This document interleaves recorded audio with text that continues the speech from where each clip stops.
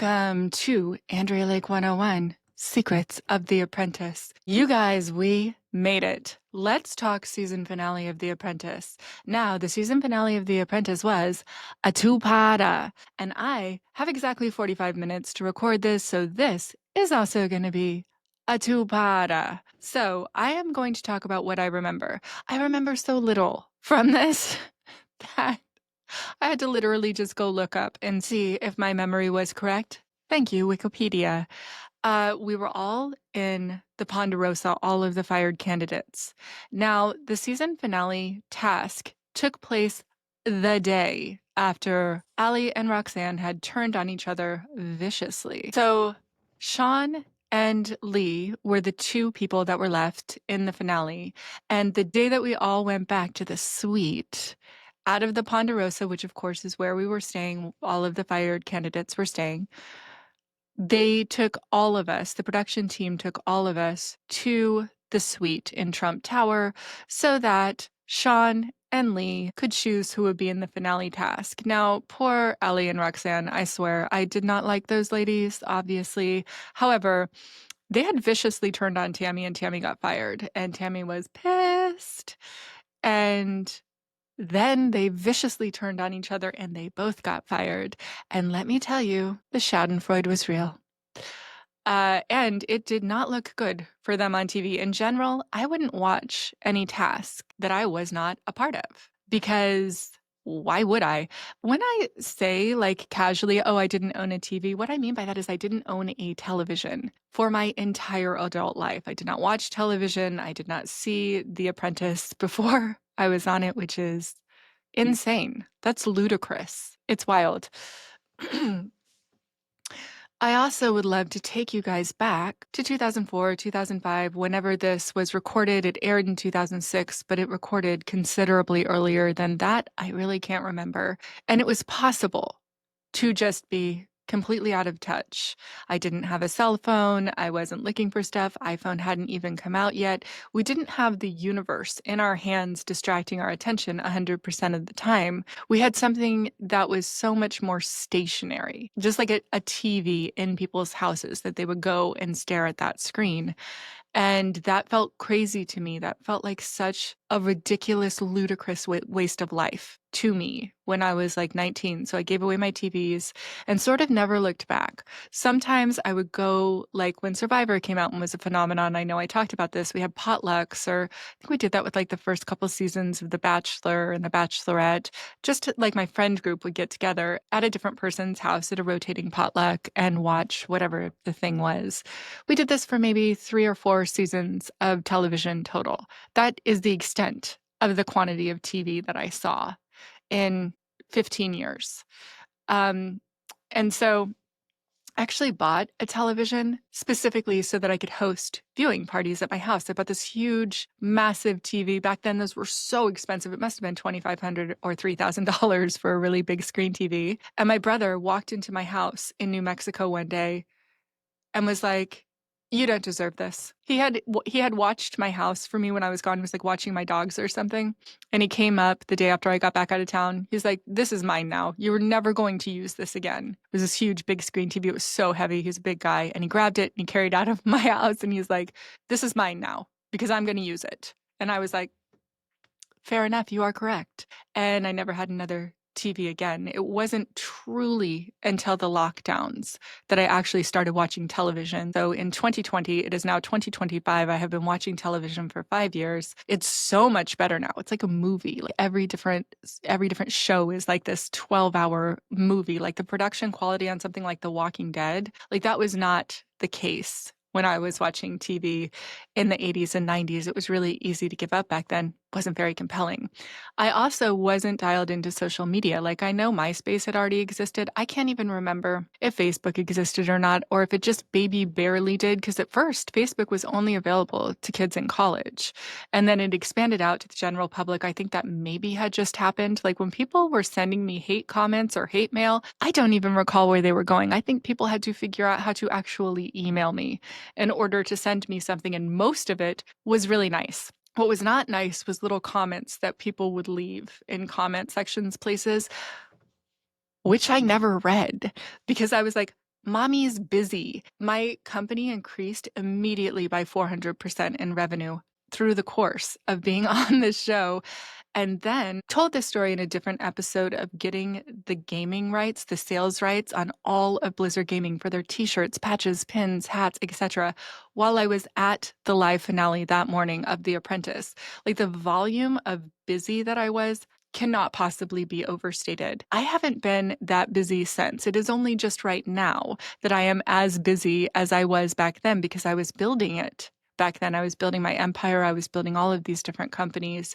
And now I'm doing that again. But like, I didn't have time for television. I didn't have time to give a thought or a concern at all whatsoever to what somebody thought about me from their scant 2 or 3 minutes of highly edited, highly curated storytelling of whoever the producers wanted me to appear as. So I've said this before, and I'll say this again. In all fairness, every person that got on The Apprentice, baseline intelligent, baseline interesting, clearly has main character energy, or else they're not going to get cast on a reality TV show.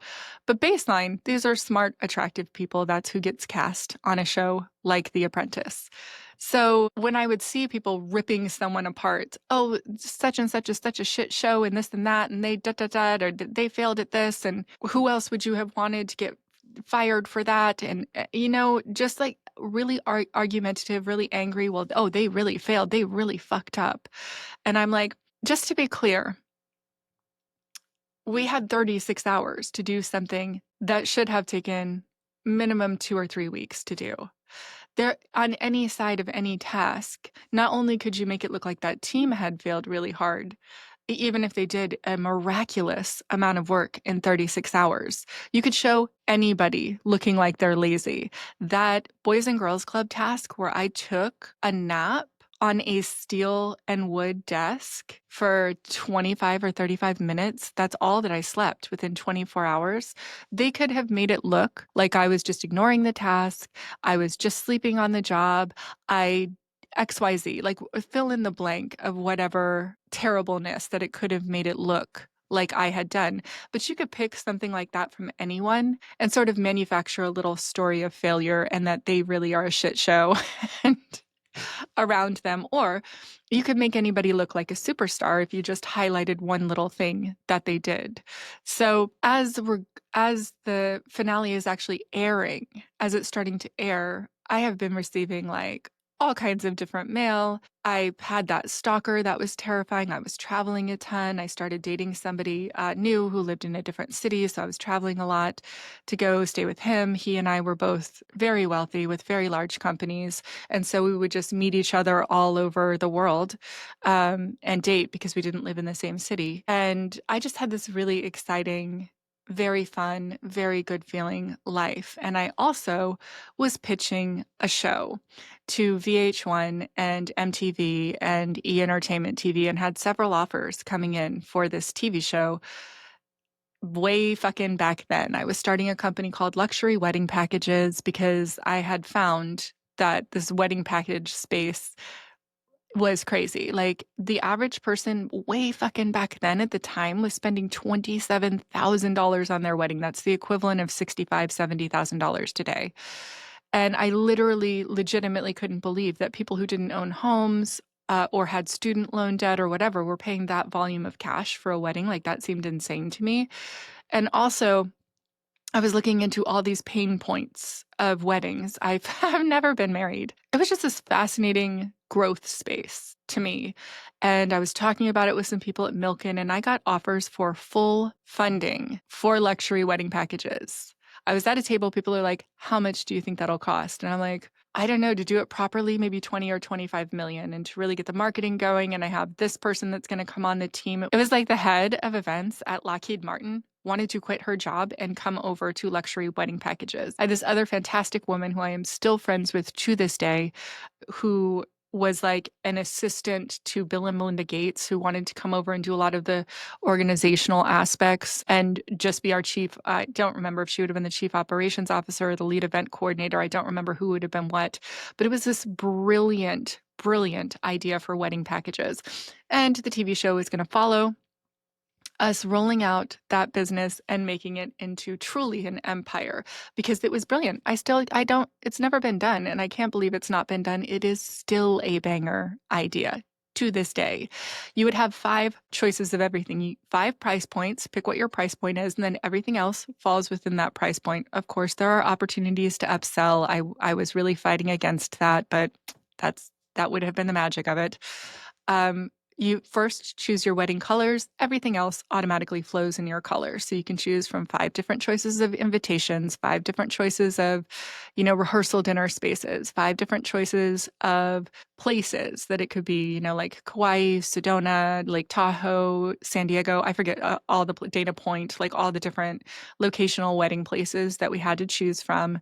5 different choices of flowers, of cake, of whatever you want. And then all of your tastings would be done at the Luxury Wedding Packages headquarters. So you could come in and taste the food from your rehearsal dinner, the food from the different caterers that you had to choose from, the cake all at once, just see everything all at once.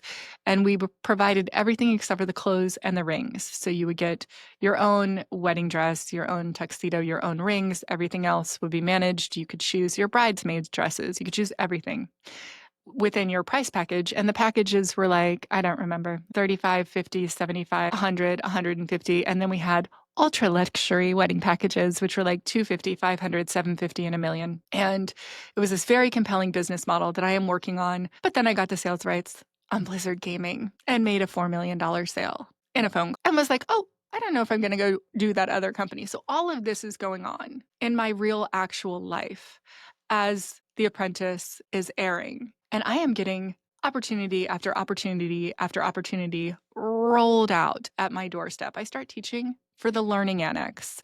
And the Learning Annex back then was pre-internet. This is how you would teach a course pre-really internet having courses for sale. And I taught this course on how to build a t-shirt empire. And I was the best selling speaker in the history of the Learning Annex. I was outselling Jack Canfield. I was outselling Tony Robbins through those courses, not because anybody fucking cared about me at all whatsoever or knew who I was, but because every single person wanted to start a t-shirt company. And I have sold hundreds and hundreds of millions of dollars worth of t-shirts. Then I would show up with my business partner, Dan from Tap Out. He showed up to the ones in LA. My business partner, Shay from Seedless, would show up and speak with me at the ones in San Diego. I don't remember. I think I did the one in San Francisco by myself because whoever I was pulling from a big clothing line couldn't make it. But I was just living this very fabulous sort of gallivanting life at this point in time and meeting all kinds of interesting people. And the ancillary benefits to my company cannot possibly be overstated. Any Fortune 500 that I wanted a relationship with was very, very easy to get meetings. So I would just be like, oh, it's Andrea Lake. I was a contestant on The Apprentice. I have the rights on this. Can we meet? Target or whoever. Can I get a new meeting with you? GameStop, when we first got that. Yes, of course, we would love to meet with you. Actually, such and such on our staff is a huge Apprentice fan. Would you mind saying hi to them when you come to our corporate headquarters? It was instantly, overnight, kind of famous, pretty famous, because there was only really 3 big networks. And ESPN ancillarily was starting to become huge as a network, as you can imagine, with all the sports.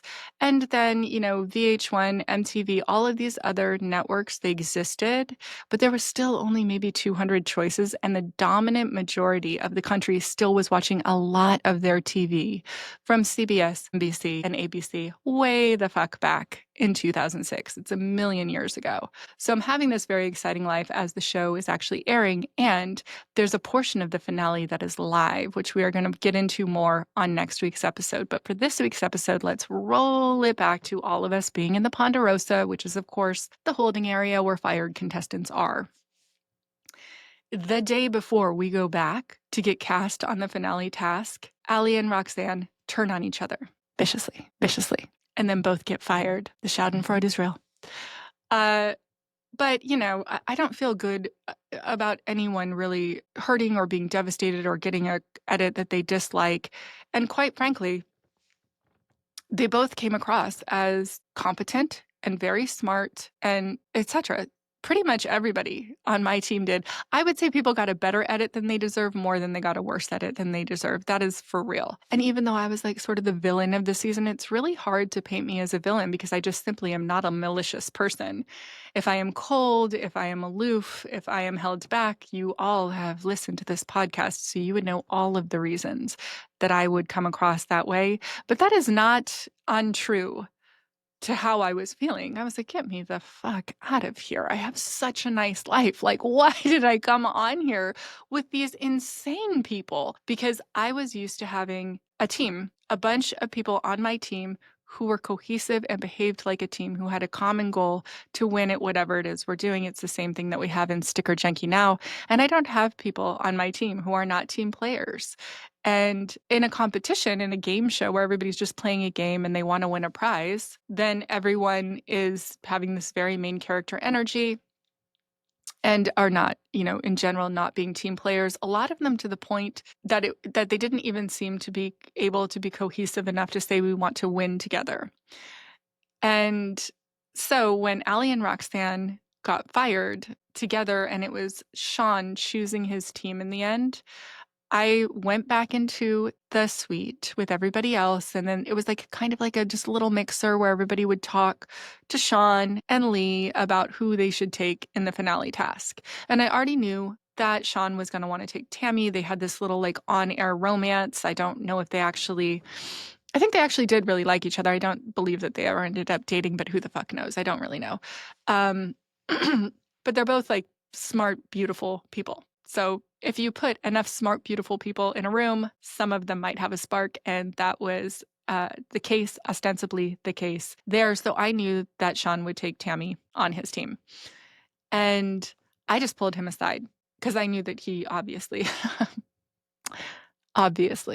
would want me on his team. And it turns out that I had left that spreadsheet on the computer, and Sean had the computer with my organizational spreadsheet. So I knew that we would win for sure, the final task, whatever it was. And I just advised Sean, I'm like, Ali and Roxanne just got fired yesterday. They're going to be really tender. And also, they fucking do not think that you deserve to be here. They don't think they should have gotten fired. They think that you should have gotten fired. And they both think that they should have been in the finals. And I do not think it's going to work for you to have either one of them on your team. I think that they're going to try and prove something. I wouldn't put it past them to sabotage you or to do something actually really great and then try and take the credit and explain to Donald how they should hire them instead of just being a supportive person that is on your team. As a matter of fact, when a producer told me that I might just get hired that night over Sean or Lee, I told Sean that just to prepare him. I'm like, just so that you know, I'm hearing from a producer that he might just break protocol and hire me because I'm not an asshole. And I wouldn't have wanted for that to happen and him to be surprised on national TV or lose composure or whatever. Obviously, that didn't happen. Donald didn't even talk to me in the finale. He didn't even call on me. And I was like, okay, cool. I don't even care. Like, I just want fucking out of here. And let's go. Let's get back to my amazing life where I just signed Blizzard Gaming this morning and just made a $4 million sale in my hotel room this morning, right before I walked onto the stage for the finale or went into makeup or went into whatever holding area I had to go on before going on stage. They didn't actually do makeup for us. We did our own makeup. Maybe at the finale they did, but I always just did my own makeup. But during the course of the thing, like there was no assistance with hair, makeup, whatever. You were doing all of that yourself. It wasn't glamorous. So one of the very astute fans of the Andrea Lake 101 podcast, Ben, who is a huge Apprentice fan, made a very smart observation that I talked about before, which is that he said, I think Pepe got chosen on Lee's finale team because Lenny and Pepe became friends in the Ponderosa. And I'm like, yes, that's exactly right. And the same thing happened with Tarek being on Sean's team. I was like, Tarek is brilliant. He and I are equal smart. He is a hustler. He does not have anything against you. And he will be non-problematic and work very hard and sort of have this redemptive moment of really pulling off this very high-scale, flawless task. You should take him on your team along with Tammy and I. because Tammy and I are fine. Do you know this is a game show? She attacked me in the boardroom. Fine, whatever. That was smart of her. They needed to get me out in order to win. I understood by the time that I was back in the Ponderosa, like we were just all playing a game. Like I understood very early on that this was like a game. And I didn't know that. I didn't sort of phrase it that way in my mind when I had first arrived on the set, but I'm like, oh, okay, well, obviously everyone else needs to leave in order for me to win. And that's true for anybody that wants to win. For somebody to get to the end, everybody else has to be gone. And there were all of these really hostile people who were like, well, Sean didn't deserve to win. I deserve to be in the finale. And I'm like, you guys are insane. If you played the game 100 times, it could have a different outcome each time. There's a lot of luck. There's a lot of different tasks that are just like, it would be hard to win every single task because you're exhausted and you're tired and you have a team dynamic and like whatever. So we get there and Sean chooses myself, Tarek, and Ali to be on the final task. And Lee chooses whoever he chooses. He chooses Lenny and Pepe, and I don't know who else. Oh, Teresa. I think he chose Teresa. And so we go into the boardroom with our finale teams, which is like the big reveal to Donald Trump to say like who is on your finale team. And he is shocked by the choice of Lee choosing Pepe, but that made sense to me. So many people were angry that Lee was in the finale because he's like this 22-year-old kid. He hasn't done anything yet. He just barely got out of college. And like, I think he's had a fantastic career since then, but he's 22. And so you have a lot of people who are like 30 with a Harvard MBA and like whatever. And they're like, well, I deserved it over him. Or whoever. I'm not picking on anybody in particular, but there was a lot of people who felt that way. I was like, I am so glad that I am out of this show. But I was happy to go back and help Sean win because I actually really liked Sean. Like Sean and I are friends. So I rented this beautiful, huge home for Thanksgiving that year. And like Sean came out for Thanksgiving and hung out with my mom and my brother and my family and a bunch of my friends. And Sean and I always just maintained a friendship for several years afterwards. And of course, we've fallen out of touch. That just happens. But nothing there but love. And I'm like, oh, I'll just go back in and help him win this task. Like, certainly he deserves to win. He's a good guy. He never turned on me. Cool. So we go into the boardroom and there's 2 tasks that we're going to choose from. And one is like a hockey game and one is a concert with the Bare Naked Ladies. And I was like, oh. And we weren't allowed to have any input, but I'm like, oh, Jesus fucking Christ, because we're not supposed to talk. Like the people who are on the team, only Lee and Sean are supposed to talk. And I'm like, it is a million times easier to do something fun with a concert than it is to do something fun with a hockey game. Excuse me. Like, not to say that hockey isn't awesome, but hockey is fucking cold. It is freezing in a skating rink. That is a hard environment in which to have like this sort of party vibe environment versus a concert in a casino. That is 18 billion times easier to pull off. And I was like, oh shit, the concert at the casino is at a Trump property. So we're going to be able to pull the threads on everything because every single person that works at one of Trump's properties is going to know that this is for The Apprentice. They're going to know that The Apprentice is filming there. They're going to be helpful in every single conceivable way possible. We are going to be able to enlist them to do whatever the fuck we want. It's going to be so easy to delegate out the tasks. The hotel staff was going to think like, oh, this is for Donald. We have to make this perfect, blah, blah, blah. It's going to be like a million times easier to create this really good party vibe and do whatever fundraising task that they needed us to do, etc. at a Trump property versus at like an NHL hockey rink. That is just not a conducive environment for an auction.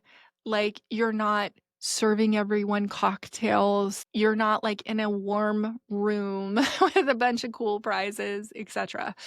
And which we were at the season finale of The Apprentice because Sean wisely did end up choosing the concert, but I could see his indecision. Like, I could see that it wasn't clicking with him, that this was the way obviously better choice. So I was very afraid he was going to choose the hockey rink. And I was very glad, number one, that he did get to choose and made some clever joke of like, well, I like Bare Naked Ladies, which is a perfect thing to say to Donald Trump. And everybody laughed, and he chose the concert. And that was lucky. So we all go down to this casino, like in Jersey, I think it was, and it is gross. It's just disgusting. It's cigarette smoke everywhere. I'm so grossed out by cigarette smoke. This comes in as important later. And it's really dry, and I'm getting really dehydrated, but I'm drinking tons of water and eating tons of anything that's around that's vegetarian. And we're working our faces off. And the Bare Naked Ladies guys send over this insane rider. So for those of you that are aware of the music industry, this will not be surprising, but this might be some tea for anybody who is not. When you have a guest that comes on a late night talk show, or even like a high-end podcast, or a concert, certainly a concert tour, they're going to have what's called a rider that their agency sends out in advance. Oh, this is going to definitely be more than one part. No question about it. Because we're barely even there, and I only have 15 minutes left to record today. So we get to the task, and we get this rider from the Bare Naked Ladies teams, and it is like this 12 bottles of this incredibly specific maple syrup, and do this much of this and this much of that, and it is all like very particular and very fussy and very specific and very dire. Like, if you do not get these things, then you have failed. And I believe that Sean gave me part of my responsibility was just everything. My responsibility was running operations, which you can ask my chief operations officer, Brian, or anyone on my C team who we call the talking heads, and they will confirm that everything falls to the chief operations officer. The job of a CEO, which is my position in my companies, obviously I'm CFO, CMO, head of sales, and CEO, but the job of a CEO is to get sales, is to manage the team, is to put together the team, is to motivate the team, is to negotiate any issues that are a problem. You must negotiate those yourself as a CEO, and to keep your highest end clients happy. That's the job of a CEO. So, for example, in Sticker Junkie, as we ramp up our sales, and start closing clients that are buying $200,000, $300,000, $400,000, $500,000 worth of stickers a year, my job is to make very fucking sure that our $300,000, $400,000, $500,000 clients are really happy. However, because we're not at that level yet in the company, any client that's ordering more than like $2,500 worth of stickers a year, I am checking in and making sure that they are happy. If they have an issue, they can come directly to me. Any of my clients can come directly to me, but I will personally make very sure that all of our clients are happy. You never get a better customer experience than me. But if somebody is talking to one of our colleges, for example, or, Fortune 1000s, or even like a dispensary that orders like 15 grand a year of stickers from us, I am the one that's handling the communications with their chief marketing officer, or with their head of promotions, or whichever position it is in each different company, because mommy needs sales.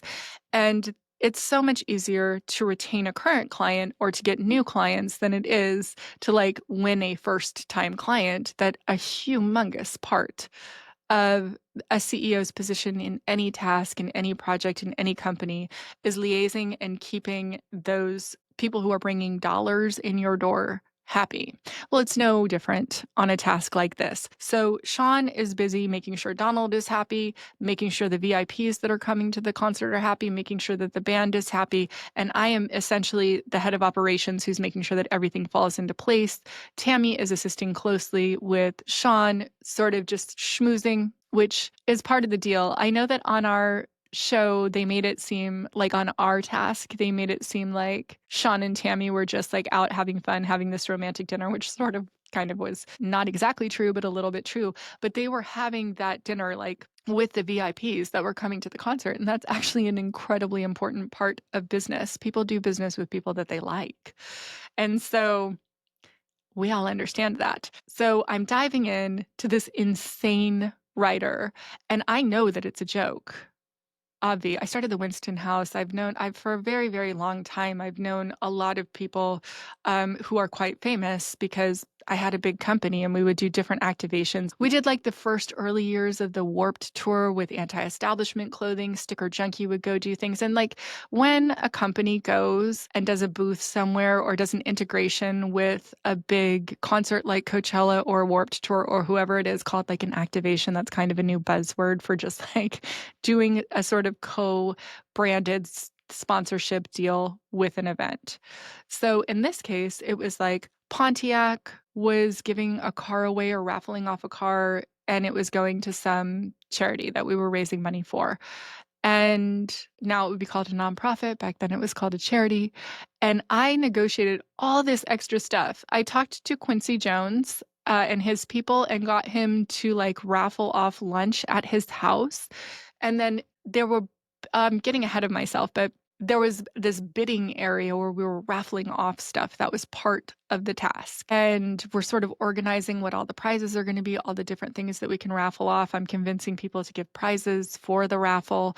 And then the production company did not populate it with wealthy people. That was on them, because I had prizes that I would see at like the Milken Institute, where they have a raffle at this $150,000 dinner where they're raising money for the Milken Institute itself. The price of admission to get in that dinner is that you bought a $150,000 or $250,000 ticket. I forget how much the expensive ticket to get into the private room cost. It was really expensive. They gave me one for free, so I don't remember what the pricing was on it. And then you could win like a trip to Necker Island for your whole table if you won this trivia thing, but you were constantly bidding on these really high-end prizes. And it reminded me when I was on the final task, I had just been to the Milken Institute, and I'm like, oh, I want to put something together like that, except for that. Again, the production company did not populate the room with people who could actually reasonably afford to bid on stuff like that. So I remember this woman who worked for the Trump hotels bid like $1,600 on lunch with Quincy Jones at Quincy Jones's house. And I was like, I will bid $20,000 right now to go do that, because I was so wealthy that I would. And the production company wouldn't let me buy it. But of course, that is because, as I have referred to many times, of gaming laws. So a reality TV show that has a cash prize, as I have mentioned several times, does need to follow actual gaming law. They fall under the category of a game show. They can get sued if they break gaming law. And so they do have to do things in a fair manner. And so for me to be able to bid that 20 grand and get that prize and actually give the money to the charity that we were raising money for, would have broken gaming law, because it would have populated Sean's like, oh, he made this much money. And it would have made him look like he won even more than he did. But we won by such a margin that it actually wouldn't have mattered. And I would have gotten to go have lunch with Quincy Jones, which did not happen. So anyhow, we have a multitude of things that we're actually doing along with throwing the concert. So it's not just throwing the concert, it's making the band happy. It's not just making the band happy, it's making the VIPs happy. It's not just making the VIPs happy, it's making Donald Trump happy. It's putting on a show. In addition to the concert itself, there's going to be that raffle. We have to raise money for the raffle. So there's many different moving parts and moving components that we're handling. And again, I know that I keep talking about organizational excellence and the spreadsheet, but like, you guys, if you don't have a plan and you're not executing against the plan, there is only so far that you're going to be able to get without having a strong operations person in place who is actually making sure that all of your ideas become real things. So the first thing that we're really tackling is like this rider, and through magic, I don't even remember how. I think I assigned different things to different people and broke down the list in some kind of way and really reached into every single resource available to me. And we got most of the items on that rider list. And so we were having dinner like later with the Bare Naked Ladies, and they were cracking up. They're like, you know that was a joke, right? And I was like, yes, I did. But we thought it would be good and funny for us to really actually get all of the things that were on the rider. And I don't think that even made the air, because of course we're not capable of getting all of the things on the rider in such a short period of time when internet for commerce didn't really exist. It wasn't like we just go on Amazon and order all of that stuff back in 2005 when this was being filmed. So we're all having dinner with the Bare Naked Ladies, and it's like me and Tarek and Tammy and Sean and the band. And they say the thing about the rider. I'm like, yes, I sort of get that. And I said, oh yeah, I'm actually sort of ancillary to the music industry. Like I, was on the Warped tour and sell at all of these shows. And they're like, what? And I say, yeah, I own Sticker Junkie and anti-establishment clothing. And they're like, because I would love for you to remember that I used to take out magazine ads to get people to my website because it was before Google. So I had been advertising on the back cover of Alternative Press, Revolver, High Times magazine, Rolling Stone magazine, like tons, Maxim Blender stuff, like tons of music magazines. So there were several times, most months, I had the back cover of most of those magazines. We were spending over $1 million a year on magazine ads for Sticker Junkie and anti-establishment clothing. It was a huge way that we would get sales. So any musician that was on the front cover of those magazines was Guitar World we used to advertise in, was seeing anti-establishment clothing. So I was advertising Sticker Junkie and anti-establishment clothing like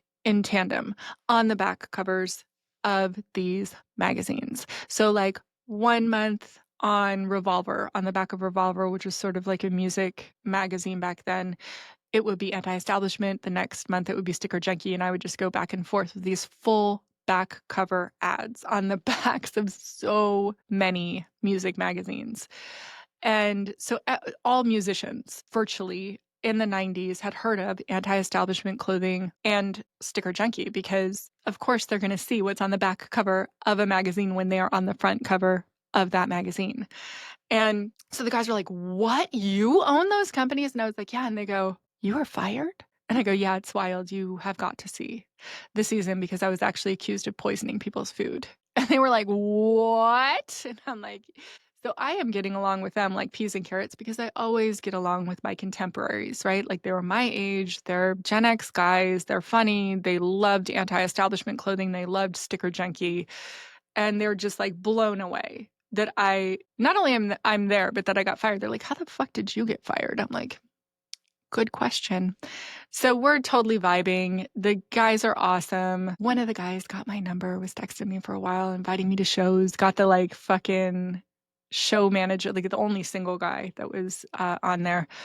And it was just like it was a whole very fun time. I kept getting invited to like, oh, we're in Phoenix. Can you come to the concert? He had their like tour manager invite me to all the shows. Spoiler alert, the timing never ended up working out. And I started dating somebody really soon after that. So I never saw them again after that. But if you guys ever see this, Bare Naked Lady guys, they're awesome. I loved their music. And, they were one of the bands of my early 20s that was in my orbit for listening. And they never played the Winston House, which is so crazy. But I don't think they were a band anymore. When we were hosting musicians at the Winston House that I started in Venice Beach. That like for anybody who hasn't listened to all of the non-Apprentice episodes, I started the Winston House in Venice Beach with Corey McGuire, Joe Stolte, Sam Salisbury, Travis Steffen and Dylan Sparts also lived there, and Judy Stolte and Jordy Detmeyer and a bunch of very cool people, a lot of whom ended up being in the music space. And so like Justin Bieber and Ed Sheeran, Rihanna, the Chainsmokers, Hozier, so many, Corey Harper lived at the house actually for a while. Cody Simpson would roll through, Miley Cyrus, just like tons of musicians would come play at the Winston House, and you never knew who was going to be playing at the Winston House. It was either going to be an unknown artist or somebody super famous, but it was free to attend. It was invite only, and we would have like 150 or 250 people in the house for these concerts.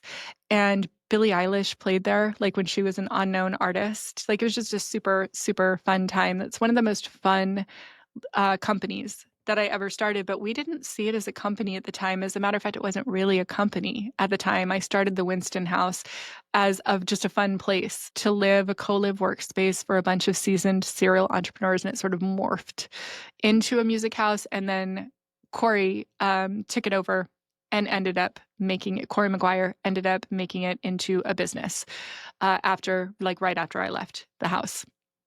But it was such a fun time. putting it together. So I've sort of been ancillary to the pop culture scene forever, selling all this stuff in Hot Topic and owning the sales rights on Minecraft and World of Warcraft and Call of Duty and Walking Dead. And so it's almost impossible to explain that I also was very disconnected from media. I didn't watch television. Like when I was selling all of the clothes for The Walking Dead, we actually just had the rights on all of the imaging from the graphic novel, which of course was selling way better because of the TV show once AMC picked that show up.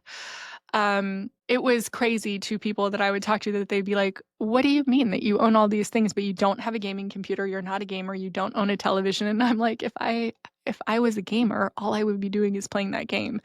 If I owned a television, I would be spending 1 or 2 or 3 hours a day watching television. I certainly would have like binge times where I was watching a whole series, etc. As a matter of fact, lately I've been super nostalgic to go back to the time where I don't have a TV anymore. So anyhow, so we meet the guys and we're figuring out all of these moving parts and moving components and what they would like and etc. And I break out and I'm talking to Tarek about a VIP section. And then I believe that it was Tarek that had this exact idea of how it would roll out because I was like, it needs to be special, it needs to be up front, it needs to da-da-da-da-da. And Tarek's like, I got it, and goes and talks to a bunch of the employees at the hotel. Now, this is clutch. This is what I mean. Who are just like, oh yeah, we do actually have these really special chairs that are over here in this lobby. We absolutely can get them for you so that Donald will have an appropriate place to like sit with his homies, with his VIPs. And then Tarek was like, you know what would be really cool is do you have a roped off, like whatever thing like you have in a nice queuing system with velvet ropes and stuff? And they're like, yeah, we totally have that.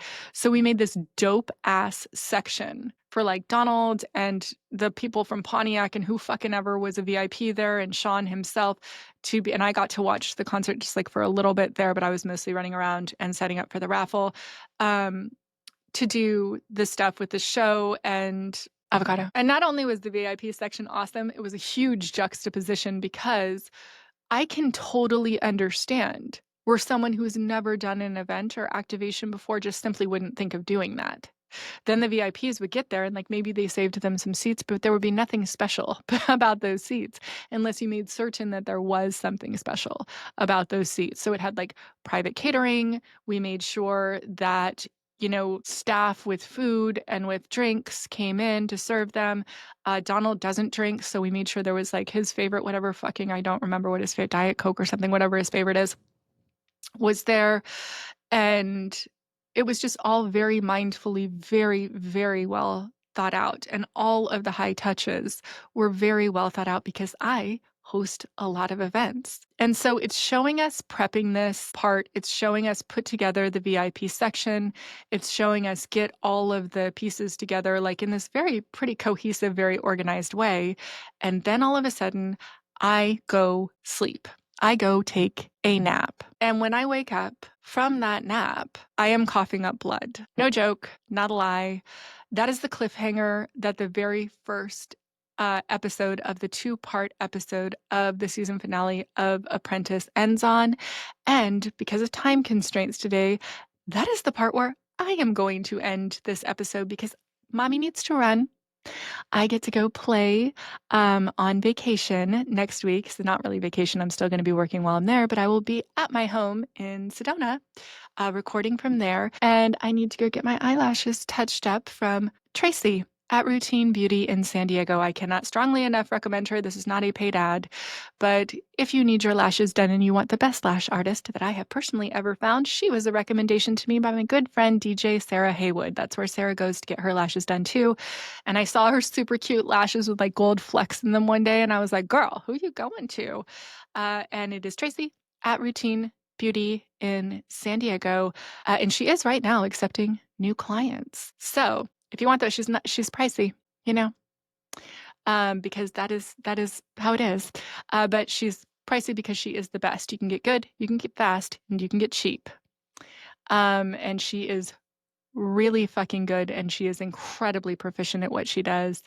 And she costs a little bit more, and she's worth a little bit more.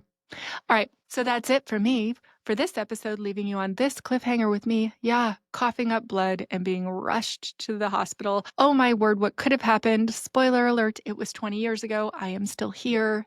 So I didn't die. But come back and join us next week. Grab your wine, grab your popcorn, and I will bring all of the tea on this episode of Andrea Lake 101 Secrets of the Apprentice.